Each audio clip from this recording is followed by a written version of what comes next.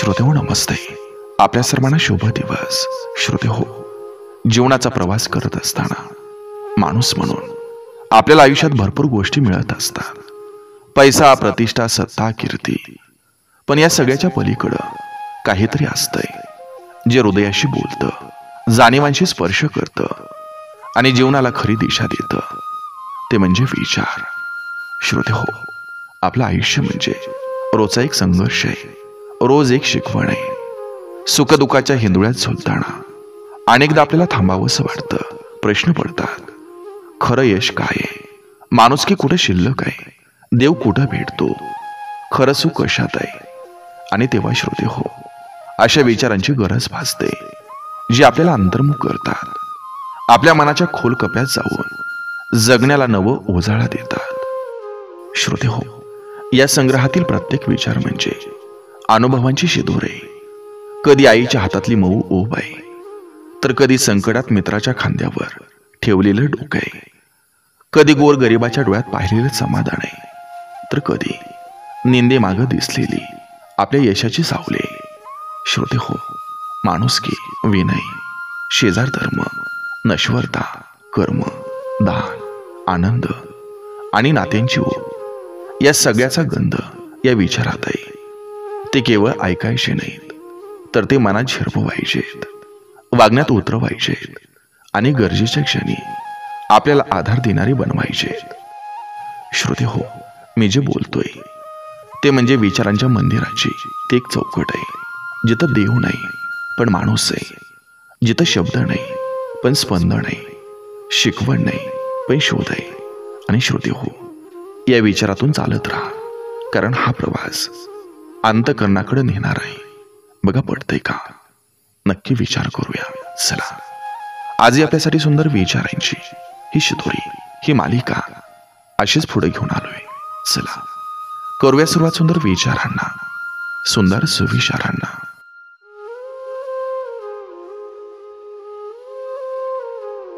शेवटी आठवणीत राहतो तो माणूस, त्याचा पैसा नाही.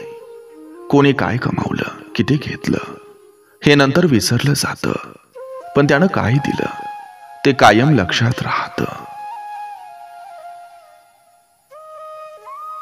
स्वतःच्या दुःखात हसणाऱ्यांची मजा ही वेगळीच असते. काही लोक स्वतःच्या वेदना झाकून इतरांसाठी हसत राहतात. तेच खरे माणूस असतात.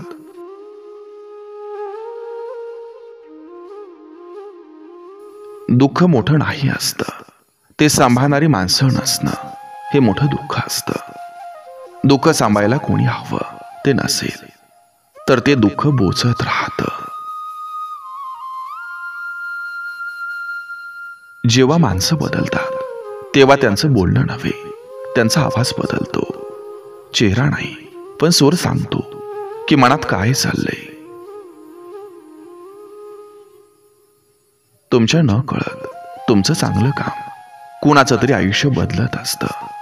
आपण जे पेरतो ते कधी कुणाच्या जीवनात आशेचं झाड बनतं, हे आपल्यालाही माहीत नसतं. प्रेमात शब्द नसतात, स्पर्शही नसतो, पण अस्तित्व असतं. जे असतं तेच प्रेम, बाकी सगळं व्यक्त होणं फक्त.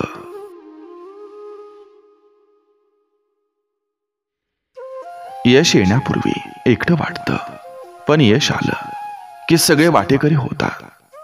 एकाएकी संघर्ष हेच खरं यशाचं मूळ असतं, पण नंतर सारे साथ देऊ लागतात. मदतीसाठी मोठं असावं लागत नाही, मन मोठं असलं की पुरेसं आहे. एखाद्याला 2 शब्द समजुतीचे दिले तरी ती मदत होऊ शकते.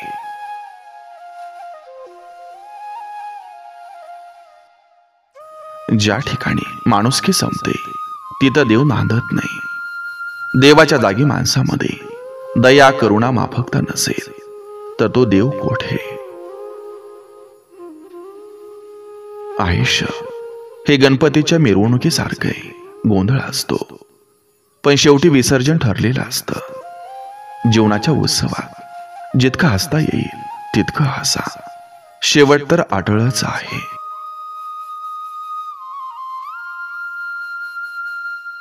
रोज दुसऱ्याला दोष देणं हे थांबवा. एक दिवस स्वतःला समजून घ्या. बाहेरची परिस्थिती बदलण्याआधी आतली दृष्टी बदला.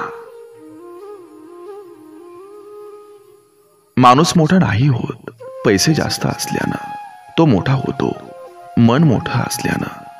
श्रीमंती बँकेत असते पण मोठेपण मनात असतं.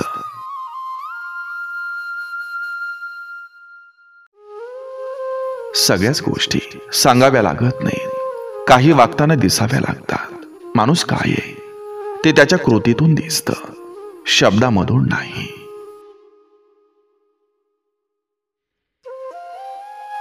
देव भेटतो की नाही माहीत नाही, पण एखाद्या गरीबाच्या डोळ्यातली चमक नक्की दिसते.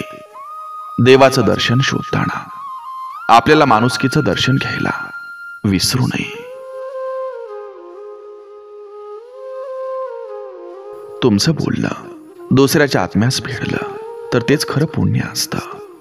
शब्दांचा उपयोग जर फक्त चर्चा नव्हे तर बदल घडवण्यासाठी झाला तर ते शब्द धन्य होतात.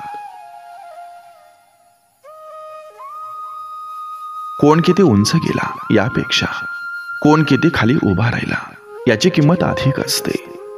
जो मोठा असूनही लहानांसारखा वागतो तोच खरा मोठा असतो.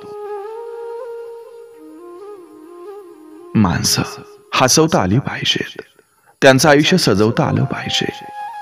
एखाद्याच्या चेहऱ्यावर हसू आणणं म्हणजे जगात आनंद पेरणं.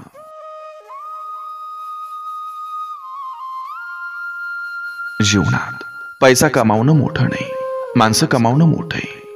शेवटी कोणी तुमच्या खात्यात किती आहे हे नाही विचारत, तर तुमचं हृदय किती मोठं आहे हे बघत असतात. यशाच्या शिखरावर पोहोचल्यानंतर जुने चेहरे विसरू नका, कारण तेच तुमचं मूळ आहे.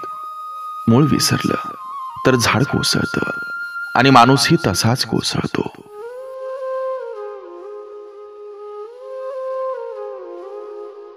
नम्रपणा हा माणसाचं खरं सौंदर्य आहे. चेहऱ्याची सुंदरता हे क्षणभंगूर असते, पण नम्रतेचं तेज कायम टिकतं. भावना ही आश्रित नसते, ती तर मुख समजूतदारपणात असते. भावना गोंगाट करत नाही, त्या शांततेत डोळ्यातून व्यक्त होतात. खरा मित्र तोच जो संकटात हसून तुमच्या बरोबर उभा राहतो. चांगल्या दिवसात सारे जवळ असतात, पण जे संकटात सोबत राहतात तेच खरे आपले असतात. नश्वर हे शरीर असलं तरी अमर होतात चांगले विचार. देह जातो पण कृती, आठवणी, विचार हे काळाच्या पलीकडे जगतात.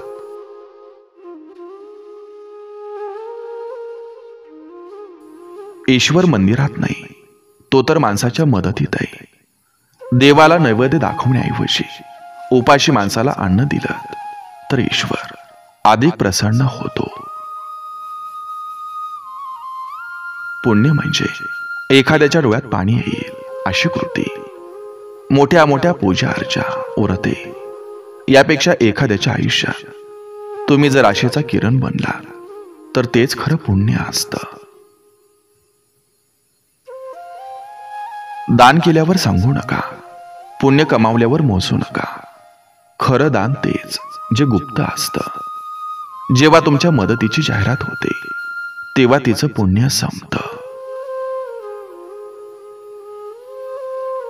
कर्माच्या शेतीत बी पेरा, फळ नक्की मिळेल.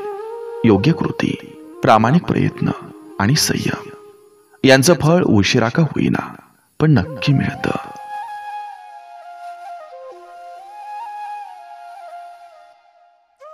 शेजाऱ्याशी नातं जर प्रेमाचं असेल तर भिंतींनाही जीव येतो.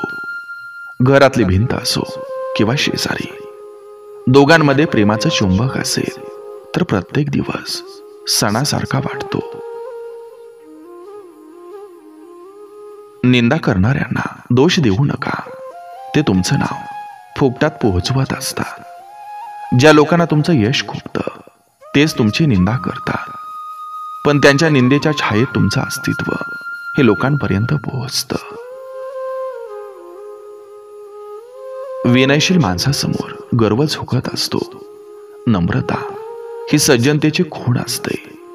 गर्व उंच गगनात झेप घेतो, पण नम्र माणूस मनात घर करतो.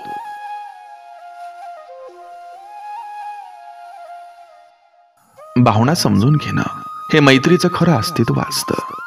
शब्द नकोत, स्पष्टीकरण नकोत. एखादा मित्र जर न बोलताच तुम्ही काय अनुभवताय हे समजू शकतो, तर ती खरी मैत्री असते. यश म्हणजे इतरांना मागे टाकणं नव्हे, तर स्वतःची एक पायरी चढत जाणं. स्पर्धा ही स्वतःशी हवी, कारण इतरांशी तुलना केली तर शांती हरवते. यश म्हणजे कालच्या मीपेक्षा आजचं मी चांगलं असणं. जीवन म्हणजे केवळ श्वास घेणं नाही, तर प्रत्येक क्षणात काहीतरी चांगलं देत जाणं. नुसती आयुष्याची संख्या मोजणं उपयोगाचं नाही. आयुष्य भरभरून जगायचं असेल तर प्रत्येक क्षणाचा उपयोग करून घेतला पाहिजे.